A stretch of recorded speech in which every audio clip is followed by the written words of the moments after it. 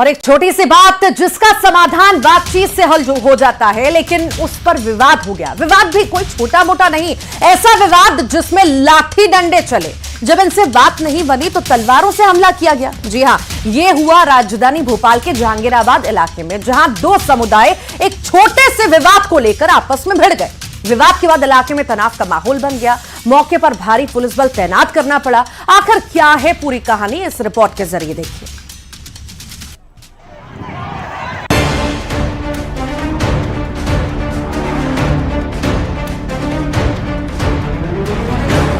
ये तस्वीरें राजधानी भोपाल की हैं, जहां किसी बात को लेकर दो समुदाय भिड़ गए।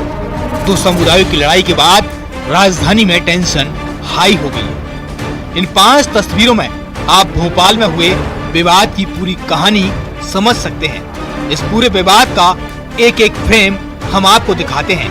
बताया जा रहा है कि 3 दिन पहले बच्चों द्वारा सकरी गली में गाड़ी चलाने को लेकर विवाद हुआ था। एक छोटी सी बात पर विवाद इतना बढ़ गया कि पूरे इलाके में तनाव फैल गया। दो समुदायों के बीच जमकर लाठी डंडे चले।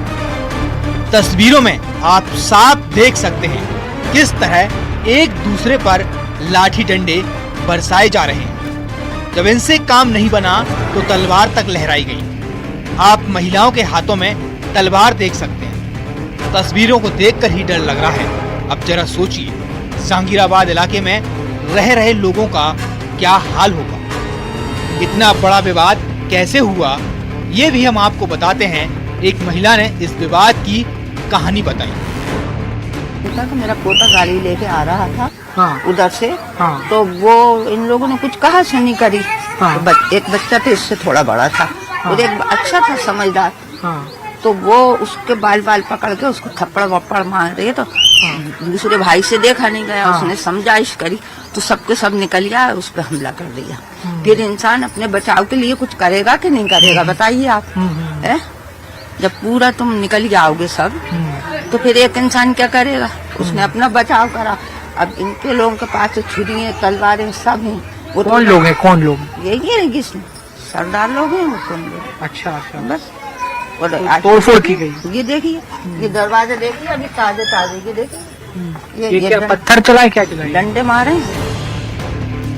हमले में कई लोग घायल हुए और कुछ लोगों को अस्पताल में भर्ती कराया गया। एक दूसरे के ऊपर पत्थर बरसाए गए, तलवार और लाठी डंडे लहराते हुए लोग नजर आए। गाड़ियों में तोड़फोड़ हुई। घरों की आप हालत यहाँ पे देख सकते हैं।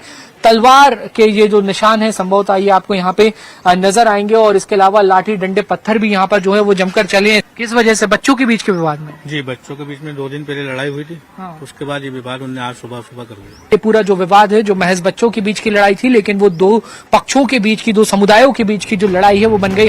विवाद के बाद इलाके में भारी पुलिस बल तैनात है। सवाल ये आता है, आखिर कैसे छोटे छोटे झगड़े एक बड़े विवाद में तब्दील हो जाते हैं। भोपाल से बासु चौरे, न्यूज़ 18।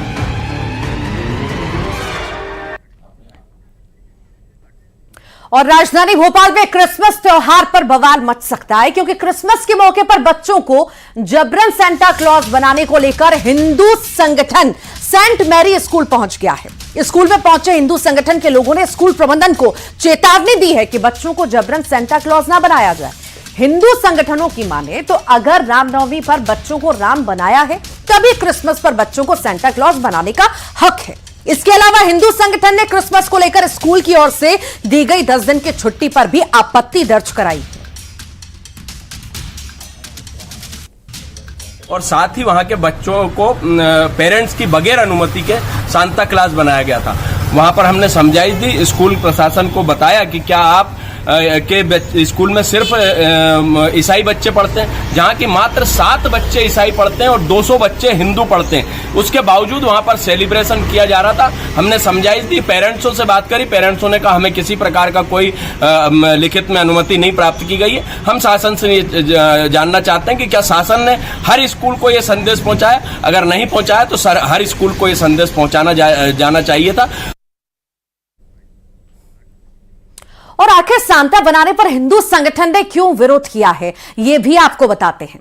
दरअसल हिंदू संगठन का कहना है कि स्कूल हिंदुओं के त्योहार नहीं मनाता है, फिर हिंदू बच्चों को सांता क्लॉज क्यों बनाया जा रहा है? हिंदू बच्चे इसके लिए मजबूर हिंदू बच्चों को नहीं करना चाहिए। रामनवमी पर बच्चों को राम नहीं बनाते, कृष्ण जन्माष्टमी पर नहीं मनाते, नवरात्रि नहीं मनाते, हिंदू बच्चों को कलावा नहीं बांधने देते हैं, स्कूल कोई सनातनी त्योहार नहीं मनाते हैं। हिंदू बच्चों पर सांता क्लॉज बनने का दबाव आखिर क्यों बनाया जा रहा है? और चलिए अब आगे बढ़ते हैं और बात अंबेडकर साहब की करते हैं। अंबेडकर पर मचे सियासी घमासान की बात करते हैं जो अब भी जारी है। सड़क से सदन तक प्रदर्शन हो रहा है। राजधानी भोपाल में समेत अन्य जगहों पर कांग्रेस ने मार्च निकाला, हल्ला बोला, प्रदर्शन किया। उधर इंदौर नगर निगम में बीजेपी पार्षदों ने भी हंगामा किया। बीजेपी ने जीतू पटवारी पर बाबा साहेब के अपमान के आरोप लगाए। पहले बीजेपी, फिर कांग्रेस और अब एमपी कांग्रेस अध्यक्ष जीतू पटवारी। आखिर जीतू पटवारी ने ऐसा क्या कर दिया जिससे बाबा साहेब का अपमान हुआ है?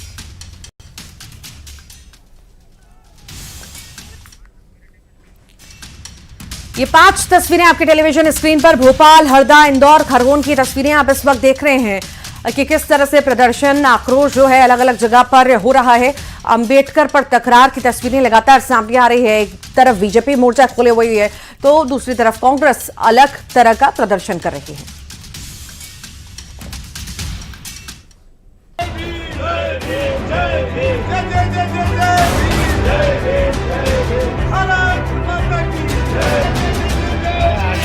भोपाल टू इंदौर, बयान पर तकरार। अंबेडकर पर बयान, जारी घमासान। भोपाल में कांग्रेस का पैदल मार्च। इंदौर के नगर निगम सत्र में हंगामा। अंबेडकर अंबेडकर, इसी पर तकरार जारी है। पिछले कुछ दिनों से सड़क से सदन तक हंगामा, प्रदर्शन और विरोध देखने को मिल रहा है। इस बीच इंदौर नगर निगम में अंबेडकर को लेकर बीजेपी पार्षदों ने जमकर नारेबाजी की। बीजेपी ने जीतू पटवारी से माफी मांगने की मांग की। दरअसल सोमवार को जीतू पटवारी बाबा साहेब के एक पोस्टर पर कुछ लिखते हुए नजर आए, जिसे बीजेपी ने अंबेडकर का अपमान बताया। इसे लेकर इंदौर नगर निगम में बीजेपी पार्षदों ने जय भीम के नारे लगाए। अमर रहे, अमर रहे, अमर अम्बेडकर, अमर रहे, अमर रहे। जय भीम, जय भीम, जय भीम। उधर राजधानी भोपाल में कांग्रेस ने बड़ा पैदल मार्च निकाला। जय भीम के नारे और नीले झंडे लेकर सड़कों पर उतरे बड़ी संख्या में कांग्रेसी कार्यकर्ताओं ने इस्तीफे की मांग की। बाबा साहब अंबेडकर के अपमान मामले को लेकर कांग्रेस सदन से लेकर सड़क तक भाजपा को घेरने का काम जो है वो कर रही है। और आप यहाँ तस्वीरों में देख सकते हैं कि प्रदेश के अध्यक्ष जीतू पटवारी समेत तमाम जो नेता हैं वो यहाँ पर विरोध दर्ज कराते हुए नजर आ रहे हैं। हरदा में कांग्रेस ने अंबेडकर मार्च निकाला। कांग्रेस ने डिप्टी कलेक्टर को ज्ञापन सौंपा। अंबेडकर विवाद पर सियासत थमने का नाम नहीं ले रही। यूपी में बसपा ने प्रदेश भर में प्रदर्शन किया। यूपी में बसपा ने 8 साल बाद हल्ला बोल प्रदर्शन किया। लखनऊ की सड़कों पर बीएसपी कार्यकर्ताओं ने प्रदर्शन किया। बाबा साहेब अंबेडकर को लेकर फिलहाल प्रदर्शन और सियासत जारी है। ये रिपोर्ट न्यूज़ 18। बीजेपी नेता और पूर्व मंत्री इमरती देवी ने कांग्रेस पर बड़ा आरोप लगाया। तत्कालीन कमलनाथ सरकार पर सीधा हमला बोला और कहा कि कांग्रेस की सरकार में इस कदर भ्रष्टाचार और घोटाला हुआ कि उससे परेशान होकर हमें कांग्रेस पार्टी छोड़नी पड़ी और बीजेपी में शामिल होना पड़ा। डॉक्टर गोविंद सिंह द्वारा बीजेपी सरकार पर लगाए गए आरोपों पर उन्होंने पलटवार करते हुए कहा कि डॉक्टर गोविंद सिंह और कमलनाथ ने घोटाले किए, इसलिए उन्हें पता है कि घोटाले आखिर कैसे होते हैं। गोविंद सिंह और कमलनाथ ने घोटाले करे हैं तो उन्हें पता है कि घोटाले कैसे होते हैं। जो आदमी जो करता है उसे पता रहता है। लेकिन भारतीय जनता पार्टी में कोई घोटाले नहीं होते, काम होता है, सिर्फ काम। आप कमलनाथ सरकार में रही हैं, किस तरह घोटाले उस वक्त रहे थे? उस वक्त भी बहुत घोटाले रहे। घोटाले नहीं होते तो हम भगते काहे खो। उनके घोटालों के वजह से तो हमने कांग्रेस पार्टी छोड़ी है। और भोपाल में काली कमाई के बादशाह सौरभ शर्मा की तलाश अब तेज हो चुकी है। परिवहन विभाग के पूर्व सिपाही सौरभ शर्मा पर शिकंजा कसने को लेकर केंद्र से राज्य सरकार की 4 एजेंसियां एक्टिव हो चुकी हैं। लोकायुक्त, आईटी, ईडी, डीआरआई ने जांच अब शुरू कर दी है। तो वहीं सौरभ शर्मा की गिरफ्तारी के बाद कई खुलासे भी हो सकते हैं। काले धन के कुबेर पूर्व आरक्षक सौरभ शर्मा का छत्तीसगढ़ कनेक्शन भी सामने आया है। सौरभ शर्मा का भाई रायपुर में अकाउंट्स ऑफिसर है। कहा जा रहा है कि सौरभ शर्मा का भाई भी जांच के दायरे में आएगा। सौरभ शर्मा के भाई ने अपना फेसबुक और इंस्टाग्राम अकाउंट हाइड कर लिया है। ये भी बता दें कि भोपाल के आरटीओ के पूर्व आरक्षक सौरभ शर्मा की गाड़ी और घर से करोड़ों का सोना और नकदी मिला है, जिसके बाद से लगातार इस मामले में जांच जारी है।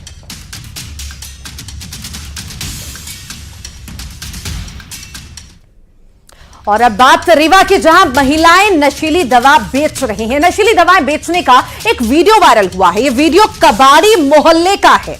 वीडियो वायरल होने के बाद एसपी ने संज्ञान लिया। इससे पहले कल इंदौर में ड्रग्स तस्करों के निशाने पर कॉलेज छात्र होने का खुलासा भी हुआ था। इंदौर में ड्रग्स तस्कर छात्रों को नशे की लत लगा रहे हैं और अब रीवा में खुलेआम नशीली दवा बेचने का यह वीडियो कई सवाल उठा रहा है।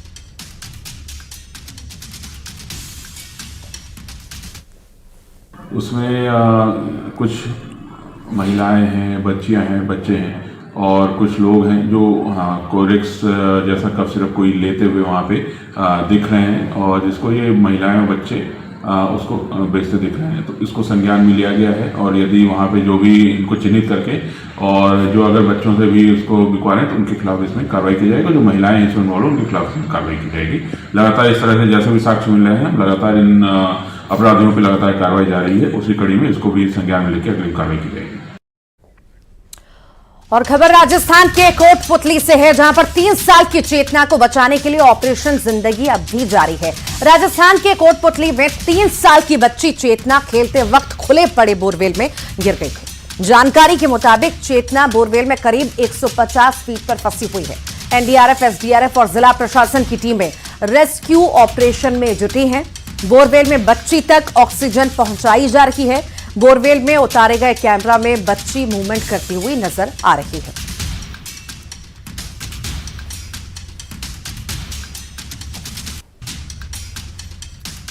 तो रेस्क्यू लगातार जारी है। बच्ची को निकालने का प्रयास किया जा रहा है। प्रशासन की टीम मुस्तैदी से वहां पर जुटी हुई है और तमाम तरह के इंतजाम भी हैं। एसडीआरएफ, एनडीआरएफ की टीमें वहां पर मौजूद हैं और बच्ची को जल्द से जल्द निकालने का दावा और प्रयास दोनों हो रहे हैं।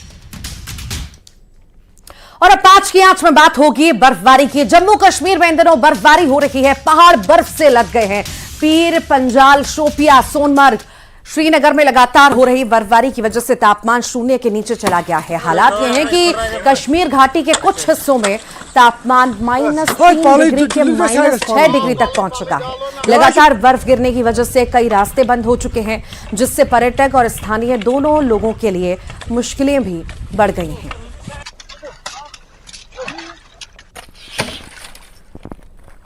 हालांकि बर्फबारी से पर्यटकों के चेहरे भी खिल चुके हैं और वो आनंद लेते हुए नजर आ रहे हैं। शोपिया, सोनमर्ग, कटरा की तस्वीरें आप देख रहे हैं। बेहद ही खूबसूरत ये नज़ारा जो पर्यटक पहुंचे हैं आनंद भी इस मौसम का उठा रहे हैं, बर्फबारी का उठा रहे हैं और चेहरे भी उनके खिल उठे हैं।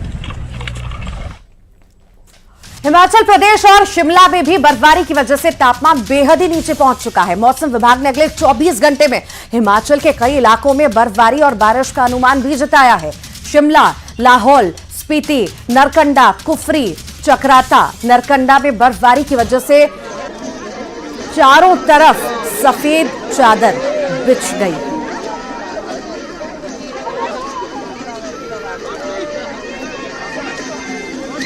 पहाड़ों पर बर्फबारी का ये आनंद लेते लोग, पर्यटक ये आपको नजर आ रहे होंगे, नाचते गाते, वीडियो बनाते, फोटो शूट करते, मस्ती में झूमते नजर आ रहे हैं। सैलानियों के चेहरे अब खिल उठे हैं। 5 तस्वीरें ये देखिए आप, शिमला, नारकंडा, चक्राता, बद्रीनाथ, कुफरी की 5 तस्वीरें आप देख रहे हैं। बर्फबारी बहुत तेज हो रही है, -1 डिग्री तापमान है और आप तस्वीरों से देखकर समझ रहे होंगे कि कितनी ज़्यादा बर्फबारी वहाँ पर हो रही है। हर कहीं सिर्फ बर्फ़ की चादर ही नज़र आ रही है। सफ़ेद चादर बर्फ़ की हर जगह नज़र आ रही है। और पहाड़ों पर बर्फबारी के साथ ही मैदानी इलाकों में हल्की बारिश से उत्तर भारत में ठंड का कहर बढ़ चुका है। जम्मू कश्मीर, हिमाचल प्रदेश, उत्तराखंड की ऊंची चोटियों पर जोरदार बर्फबारी हुई है। गुलमर्ग, शिमला में बर्फबारी से सैलानी झूम उठे हैं। पेड़ बर्फ से ढक गए हैं। नारकंडा में बर्फबारी हुई है। उधर श्रीनगर में डल झील जम गई है। उत्तर भारत के पहाड़ी इलाकों में लगातार हो रही बर्फबारी के बाद दिल्ली समेत तमाम मैदानी इलाकों में मौसम विभाग ने ठंड बढ़ने का अलर्ट भी जारी कर दिया है। ये 7 तस्वीरें आपके टेलीविजन स्क्रीन पर।